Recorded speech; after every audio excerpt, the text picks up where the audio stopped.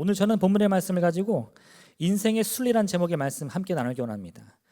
이 본문 자체를 제가 다 이해하지는 못해요. 아직도 제가 굉장히 관심을 많이 갖고 있는 본문이긴 한데, 사람의 수명이 15년 연장될 수 있는가? 뭐 사실은 히스기야가 정말 그 당시에 죽을 운명이었는가? 이게 증명이 안 되기 때문에 그 수명이 15년 실제로 연장이 됐는지 안 됐는지는 과학적으로 증명이 안 됩니다. 이건 믿음이죠. 그래서 제가 이 본문을 읽을 때마다 어떤 생각을 하느냐? 변화에 대한 생각을 해요. 변화. 이 변화라는 것은 무엇이냐면 기존에 주어진 어떤 길이나 어떤 운명이나 순리가 있는데 그게 바뀔 수 있다는 거예요. 그래서 제 인생에서 뭔가 변화가 필요한 순간에 이 말씀을 묵상하면서 히스기야는 수명도 15년 널렸는데 나라고 못할 게 보이나, 이런 생각을 가끔 하거든요. 그래서 오늘 그 말씀을 함께 나누기 원합니다. 첫 번째로 여러분, 우리의 인생은 보통요 이 순리대로 가는 인생입니다. 왜 그러느냐? 많은 사람들이 이 순리가 뭐 옳은 겁니다, 따라야 합니다, 이런 믿음이 있다는 게 아니고, 사실 대부분의 사람들은 순리가 있는지 없는지 관심이 없어요. 그런데 이 순리라는 것은 많은 사람들의 마음과 생각 속에서 어떤 이 거대한 공감이나 힘을 가지고 우리를 이끕니다. 그래서 그걸 따를 때는 나도 모르는 사이에 마음이 좀 평안해요. 뭔가 좀 제대로 되는구나. 사실 그게 진짜 제대로 되는지 안 되는지를 막 따져봐야 되거든요. 내가 몇 프로가 지금 잘 가고 있고 몇 프로의 실수를 하고 있는지를 따져봐야 되는데, 그런 거 안 하시잖아요, 그죠? 할렐루야. 내일 시험인데 여러분, 내가 시험 공부를 몇 프로 완성했는지 이렇게 막 계획적으로 하시는 분 있나요? 그냥 잘 되겠지, 그죠? 내일 성령의 지혜가 임하여 주시옵소서. 이제 그러다 보니까 뭔가 이 시간을 많이 들이고 책을 많이 보면 시험 잘 볼 것 같아. 왜? 그게 순리니까, 그죠? 대부분의 사람들이 그렇게 순리를 따라 살아갑니다. 근데 여러분, 그 순리의 문제가 뭐냐? 실패를 경험했을 때요, 이 좌절을 경험했을 때 마치 그게 나의 순리라고 느껴지면요, 그거를 헤어나오기가 너무 힘들다는 거예요. 중요한 시험에서 떨어졌을 때, 혹은 이 뭔가 중요한 프로젝트를 크게 실패했을 때, 난 진짜 안 되나 보다, 왜 이런 생각이 들죠? 그게 나의 실력이고 내 실력으로 내가 경험할 수밖에 없는, 겪어야 할 수밖에 없는 인생의 순리라는 생각이 들기 때문에 그래요. 뭐 오래전부터 나온 이야기지만 우리나라 이 청년들의 자살률은 굉장히 극단적으로 높습니다. 뭐 제가 그분들에 대해서 뭔가 평가하려는 건 아니고, 이 사회적인 분위기 중에 이 순리에 대한 강조가 그 원인 중에 하나가 아닌가 저는 생각을 좀 들어요. 뭐냐? 좋은 대학을 가야 성공 확률이 높고 좋은 이 직장에 취업을 해야 인생에 행복할 확률이 높다. 근데 이게 말 그대로 확률의 문제거든요. 여러분이 동전 던지기를 해가지고 앞면이 나올 확률과 뒷면이 나올 확률은 몇 프로입니까? 각각? 할렐루야. 청년대학부 맞죠? 몇 프로예요? 50%예요. 여러분 한번 던졌어요. 앞면이 나왔습니다. 그럼 다음번에 뭐가 나올까요?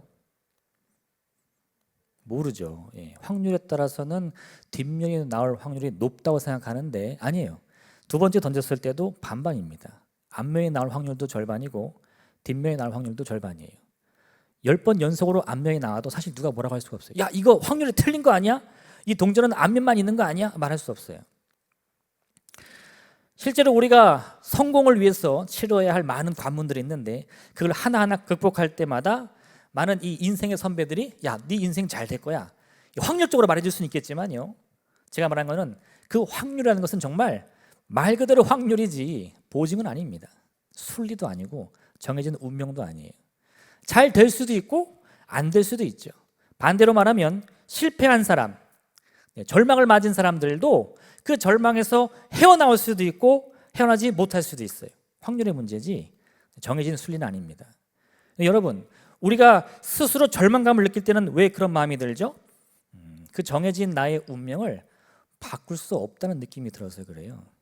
동전 던지기를 해서 반드시 뒷면이 나와야 되는데 앞면이 나왔어요. 그러면 마음이 좀 평안합니다. 다음엔 뒷면이 나올 확률이 높겠지. 근데 뒷면이 나와버렸어요. 그럼 어때요? 이거 50대 50이니까 다음엔 앞면이 나올 확률이 높겠는데 이렇게 스스로 생각하면서 마음이 무너지면 그게 절망이 된다는 거예요. 뭐 여기 계신 분들은 안 그러겠지만 제가 좀 깜짝 놀란 부분이 있는데, 의외로 많은 사람들이요, 이런 순리에 대한 문제를 해결하려고 엉뚱한 데 돈이나 노력을 좀 많이 씁니다. 뭐 점을 친다던가 뭐라 그럴까요? 이 철학관에 가서 묻는 부분들 왜 그런가 봤더니 궁금한 거예요. 정말 자기의 순리가 맞는지, 또 내가 그 순리를 어떻게 해야 이길 수 있는지 궁금한 거예요. 근데 그런 궁금증이 있을 때 누군가 와서 내가 그걸 해결해 줄게 이렇게 말하면요, 그게 가능해? 어떻게? 이런 걸 묻지 않아요. 아, 이 사람이 뭔가 나에게 희망을 주겠구나 이런 생각을 해가지고 거기 따라가는 경우를 제가 많이 봤어요. 성경에 보니까요, 한 안진뱅이가 성전 미문에 앉아 있었습니다. 이 사람은 이제 걸을 수가 없으니까 그 동료들이 매일 아침 그 사람을 성전 미문에 앉혀주면, 이 성전에 오고 가는 사람은 하나님을 만나러 가기 때문에 이 자살할 확률이 높잖아요. 그러니까 이제 거기 앉아 있으면 구걸을 할 때 이 받을 수 있는 게 그나마 좀 많지 않을까 생각하는 겁니다. 거기서 매일 같이 앉아가지고 구걸을 하는데, 이 안진뱅이가 사람 일 지나갈 때 그 사람들에게 간절히 바라서 원하는 것은 뭐였느냐? 네, 그냥 오늘 하루를 살아갈 수 있는 뭔가 양식이나 어떤 돈이었어요. 그러니까 한마디로 정말 우리가 구걸이라고 말했을 때 이렇게 표현하잖아요. 한 푼 줍시오. 약간의 그런 개념이었던 거죠. 근데 그가 거기 앉았을 때 그날 누굴 만났느냐? 베드로와 요한을 만납니다. 그 다음에 이야기가 시작되죠. 마태복음 9장을 보면요, 예수님께서 이 12의 혈루증 앓던 여인을 치료하시고 또 회당장 야이로의 딸이 병들어 죽게 되었는데 그 어린아이를 살려주십니다. 그리고 돌아가는 길에요, 두 맹인이 예수님을 보더니 이렇게 소리치는 거예요. 다윗의 자손이여, 우리를 불쌍히 여기소서. 성경을 보니까 예수님이 그들의 외침을 듣더니 즉시 그들을 돌아보는 게 아니라 가던 길을 가십니다. 그리고는 한 집에 들어가세요. 그러니까 이 맹인들이 끝까지 주님을 쫓아가가지고 그 집 앞까지 가는 거예요. 그리고 계속 소리칩니다. 예수님, 우리 좀 불쌍히 여겨주세요. 우리를 좀 살려주세요. 네. 성전 미문에서 이 베드로와 요한을 만난 안진뱅이는 베드로와 요한이 다가오니까 어떻게 생각하느냐? 그들이 오늘 나에게 무엇을 줄까? 네. 몇 푼을 줄까? 어떤 음식을 줄까? 이걸 기대했다고 하는데, 예수님을 쫓아간 이 두 맹인을 예수님을 왜 쫓아갔나요? 돈 좀 얻으려고? 먹을 것 좀 구하려고요? 아니요. 자신들의 이 멀은 눈을 뜨게 해달라고. 예수님이요, 내가 능히 그 일을 할 줄 믿느냐? 그랬더니 믿는다는 거예요. 그들은 예수님께 자기의 이 멀었던 눈들을 뜨게 해달라고 간구합니다. 제가 그 두 장면을 보면서 이런 생각을 했어요. 이 안진뱅이는요, 평생 걸을 수 없는 것을 자기의 순리로 받아들였습니다. 그러니까 많은 사람들이 지나갈 때 그 사람들에게 무엇을 구하느냐? 그들이 줄 수 있는 게 무엇인가? 가장 확률적으로 높은 것을 구하는 거예요. 한 푼만이라도 달라고. 그죠? 뭐 거기서 100만 원 주세요, 1000만 원 주세요 하면 누가 주겠어? 한 푼만 달라고 그래야지.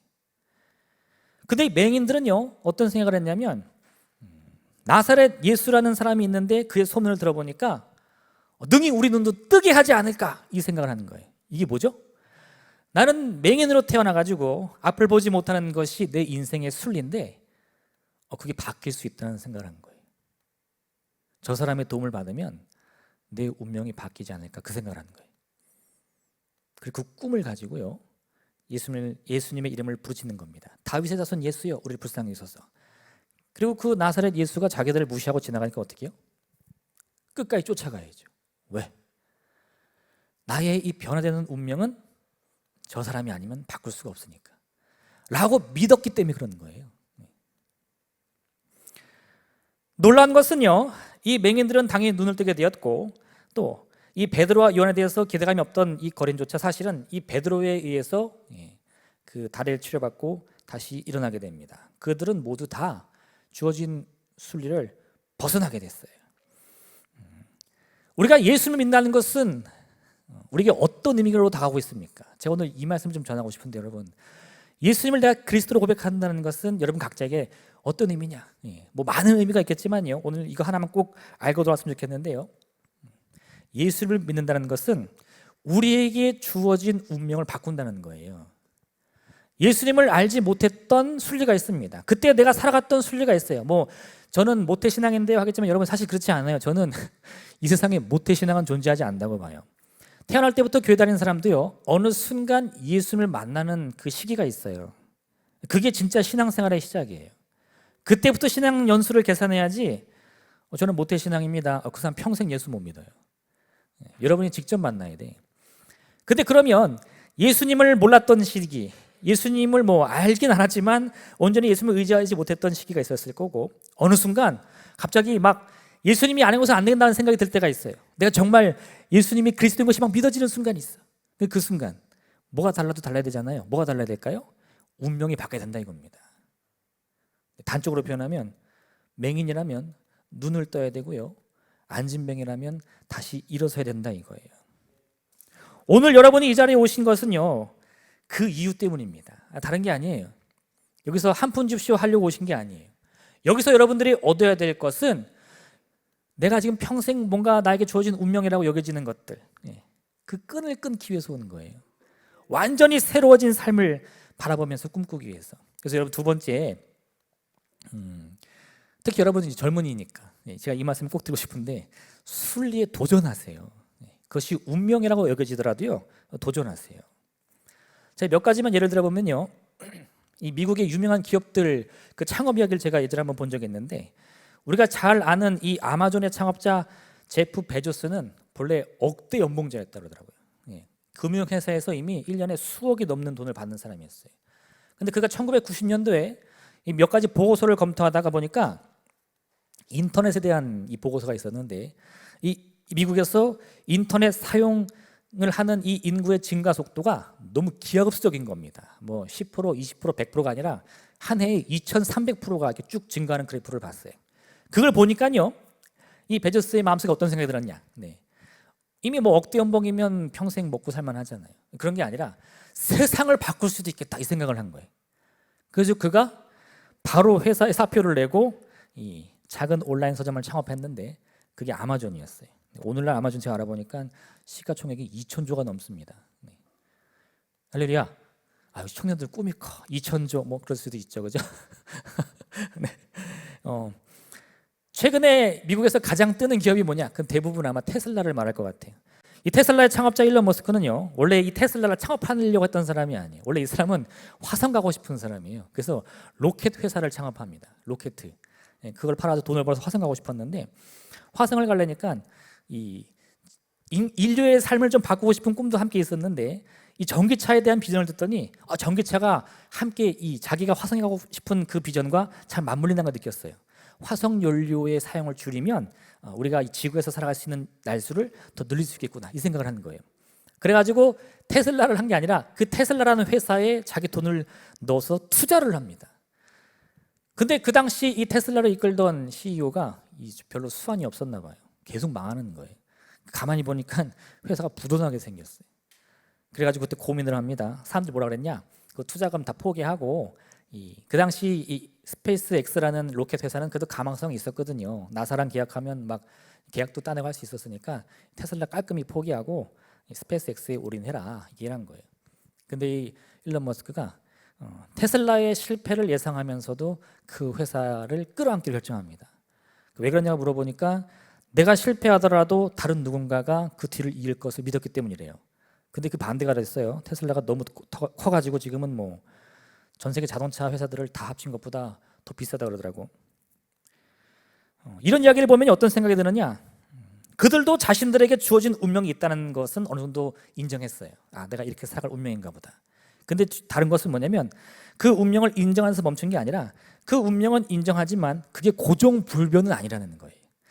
인생에는 순리도 있을 수 있고 주어진 운명이라는 게 있을 수도 있겠지만, 그게 절대로 변하지 않는 고정불변의 진리라고 생각한 건 아니라는 거예요.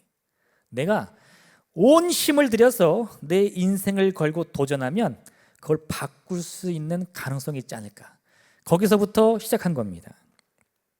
근데 저는 여러분, 이런 이야기들이 우리하고도 크게 멀지 않다고 봐요. 요즘 청년들이 입버릇처럼 말하는 게 있어요. 금수저, 흙수저. 근데 제가 그걸 들을 때마다 좀 마음이 아파. 왜냐? 틀린 말은 아닙니다. 어떤 사람은 태어나자마자 금수저가 맞겠죠. 어떤 사람은 태어나자마자 흙수저가 맞겠죠. 근데 그것을 아는 거하고 그러한 사실을 내 입으로 말하면서 그런 현실을 인정하는 것은 전혀 다릅니다. 너는 금수저니까. 그럼 뭐예요? 너는 금수저나 흙수저인데 그건 우리에게 주어진 운명이야. 거기 눌러 앉으면 안 돼요. 그 사람이 금수저일 수 있겠죠. 내가 흙수저일 수도 있겠죠. 근데 금수저라는 것은 태어났을 때의 상황을 얘기하는 거지 앞으로 그에 주어질 운명을 얘기하는 건 아닙니다. 흑수도 마찬가지예요. 흑수의 환경에서 태어났을 수는 있습니다. 그건 사실이죠. 그러나 그것이 내 미래의 운명은 아니에요. 그걸 여러분의 앞날을 예상하는 말로 사용하지는 마세요. 여러분의 과거를 돌아볼 때 여러분이 극복해야 할 인생의 목표로 삼으시길 부탁드립니다. 오늘 본문을 보니까 히스기야 왕에게 하나님의 선지자 이사야가 찾아오는데 하나님이 그의 죽음을 말씀하시는 거예요. 여호와의 말씀이 그에게는 어떤 말씀을 주어졌느냐? 너의 날수가 얼마 안 남았으니까 유언을 남기고 죽음을 준비해라 이겁니다. 그때 이 히스기야가 보인 행동이 참 독특한데요. 하나님의 말씀은 어떻게 해야 돼요? 할렐루야, 할렐루야. 고민되나요? 하나님의 말씀 어떻게 해야 돼? 순종해야 되지 않아요? 믿어야 되잖아. 그러면 너의 날수가 3일 남았다. 그럼 어떻게 하셨어요? 아멘 해야 되나? 아멘. 네, 히스기야도 그렇게 안 했어요. 그 말을 듣자마자 이 선지자가 그 말 전하고 바로 돌아가는데 즉시 그 얼굴을 벽으로 향하면서 울며 불며 하나님께 매달리는 거예요. 뭐라고 했을까? 살려달라고. 오늘 본문을 보면 이 히스기야가 여호와의 구원이 내가 주 앞에서 진실과 전심으로 행하며 주의 목전에서 선하게 한 것을 기억하면서 말하는데 사실 이거 의미 없습니다. 왜요? 구원은 뭐로 말미암아요? 믿음으로 말미암거든. 우리 과거의 공로는 사실 지금 내가 지은 죄를 다 갚기에도 부족합니다. 쉽게 말하면 여러분이 이미 1만 달란트의 빚이 있어요. 근데 과거에 아주 열심히 일해가지고 한 1000달란트를 벌었어요. 뭐라 그러냐? 여기 제가 온 힘을 다해 1000달란트를 모았으니까 1만 달란트의 빚을 탕감해 주옵소서 이렇게 말하는 거예요. 그럼 누가 그걸 탕감해 주겠어요? 정신 나가지 않고는. 할렐루야. 이거 숫자가 좀 나니까 여러분들 눈빛이 좀 흐리멍텅해지는데 괜찮죠? 네, 이해되죠? 네. 이게 이 지금 히스기야가 말하는 이 과거의 진실함과 이 전심으로 행한 선이라는 것은요, 사실 지금 히스기야의 운명을 바꾸기에는 턱없이 부족한 양입니다. 근데 왜 이걸 말했느냐? 간절하기 때문이에요. 지금 내 목숨이 경각에 달렸는데 그 따지묻게 생겼어요. 오직 구원은 믿음으로 말미암아 이거 따지게 생겼어요. 그때는요 다른 말 안 나옵니다. 그냥 살려달라고 외치는 거예요. 그럼 그 말을 할 수 있는 이유가 뭐예요? 살고 싶어서. 또 하나는 살 수 있다는 믿음을 가졌기 때문이에요. 이 두 가지가 반드시 중요합니다. 여러분, 오늘 그래서 히스기야의 운명이 바뀌는 걸 꼭 기억해 주세요. 여러분도 바뀔 수 있어요. 여러분 스스로가 바뀔 수 있다는 마음을 갖는 게 중요합니다. 실제로 제가 무슨 점쟁이도 아니고 이거 뭐 동쪽으로 가면 바뀌겠는데 이러진 않아요. 그건 저도 몰라요. 여기서 몇 명이나 그 운명을 바꿀지 저는 모릅니다. 근데 한 가지 확실한 것은요, 제가 이 오늘의 본문을 읽어봤을 때 꿈을 가지고 간절히 기도하면 바뀐다는 것은 확실합니다. 예수님이 베드로 처음 만났을 때 이런 말씀하셨어요. 나를 따라오라. 내가 너를 사람 낚는 어부가 되게 하리라. 그래서 베드로의 운명이 바뀝니다. 근데 그 장면을 보면요, 이 베드로가 예수님의 말씀을 들었을 때 어떤 상황이었냐면 예수님이 베드로의 배에 올라가지고 전날 밤에 베드로가 완전히 허탕쳤는데 저 깊은 곳에 가서 금을 내리라 했더니 금을 내리니까 이 배가 가득 차게, 배가 가라앉을 정도의 물고기를 잡았단 말이에요. 쉽게 말해서 여러분요, 지금 물질론에 큰 어려움을 당하는데 하나님이 여러분에게 놀란 대박을 주셨어요. 뭐 간밤에 번호 6개를 알려주셨다던가, 할렐루야. 여러분이 뭐 어떤 회사에 투자했는데 뭐 따따상이 됐다든가, 뭔가 기대하지 못한 어마어마한 재산이 굴러 들어오는 거예요. 야, 이거 다 팔면 진짜 한동안 엄청 배불리 먹고 살 수 있겠는데, 딱 그 생각이 드는 순간이야. 그거를 쓰려고 하는데 주님이 뭐라고 하시냐? 나를 따르라는 거야. 나를 따르라. 네. 네. 어떤 생각이 들어요? 네. 이거 왜 주신 거예요 도대체? 아마 베드로도 그런 생각이 아니었을까 하는데 그 다음에 어떤 장면이 나오느냐? 그 베드로가 그 배와 그물을 버려두고 주님을 따랐더라, 이런 말씀이 나와요. 운명을 바꾼다는 데는요, 어쩌면 아주 큰 그에 합당한, 그에 상응하는 대가가 따를 수도 있습니다. 마치 이 베드로가 그 배와 그물을 버려둔 것을 넘어서 자기에게 찾아온 이 어마어마한 물고기까지 포기할 만큼 많은 희생과 헌신이 따라야 할 수도 있어요. 성경 그걸 다 전제하고 있습니다. 여러분이 변화를 꿈꾼다고 해서요, 그 길이 늘 평탄하고 아름다운 길이라고 여러분들 유혹하지 않아요.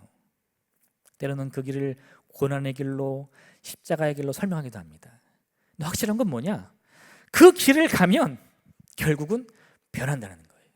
결국은 바뀐다는 거예요. 하나님이 모세를 통해 이 이스라엘 자손들을요, 애굽에서 건져냈어요.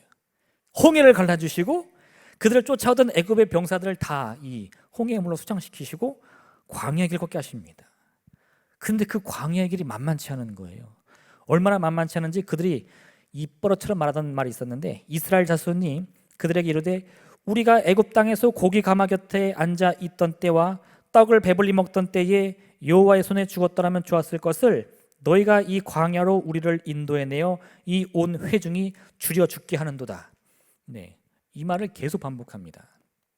뭐 문제만 생기면, 야, 애굽에 가만히 있었으면 고기 가마 옆에서 죽었을 텐데, 죽는 건 똑같은데 광야에 죽기는 싫고 고기 가마 옆은 좋은가 봐요. 제가 이걸 보고 고기 반찬이면 평생 노예로 부릴 수 있겠구나, 네, 그 생각을 좀 한 적이 있는데, 네. 이게 왜 그럴까요? 그 과거가 잊혀지지 않는 거예요. 그 내가 버리고 온 배에 가득한 그 물고기들이 마음에서 지워지지가 않는 거예요. 그래서 변화를 꿈꾸고 그 변화를 향해 과감히 나갔는데 후회가 되는 거죠. 후회가. 아까 이 아마존의 창업자 제가 얘기를 잠시 드렸는데, 아마 그 사람도 명확한 꿈이 없었다면요, 이 회사가 엄청 오랫동안 적자가 났잖아요. 아마 보통 사람 같으면, 야, 그냥 그때 억대 연봉이나 받으며 편안하게 살 걸, 그 생각을 수도 없이 했을 거예요. 변화를 꿈꿔야 돼요. 변화를 믿으셔야 돼요.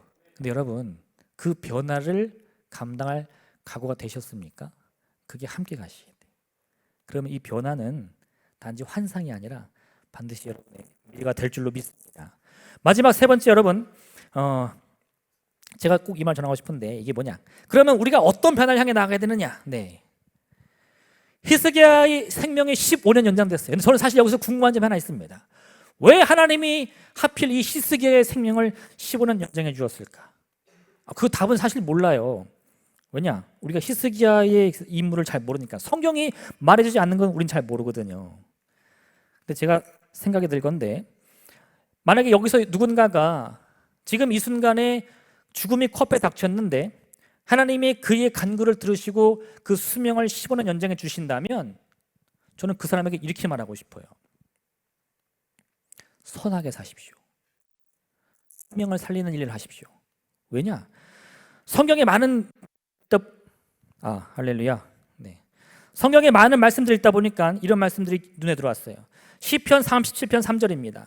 여호와를 의리하고 선을 행하라. 땅에 머무는 동안 그의 성실을 먹을 거리로 삼을지어다. 디모데전서 6장 18절 말씀입니다. 선을 행하고 선한 사업을 많이 하고 나누어 주기를 좋아하며 너그러운 자가 되게 하라.